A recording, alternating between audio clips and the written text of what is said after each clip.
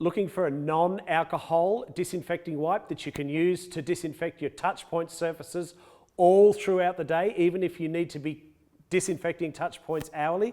These TouchPoint Hospital Disinfection Wipes have been specifically created to give you the best structure of cloth to remove most of the germs and the best disinfectant to remove the balance. So if I just come over here and I'll show you in the IMS area, you would always use gloves when disinfecting TouchPoints, but we're simply going to take the wipe out of the packet, put that packet back on your infectious cleaning trolley, and you're simply ready, just fold him in half, to disinfect. So we're really cleaning and disinfecting at the same time. The structure of this cloth is going to pull any dirt into it, and we're going to leave a registered disinfectant with specific claims against viruses, enveloped, non-enveloped, bacteria, mold, fungi. So these can be used all day, every day, by multiple staff to clean and disinfect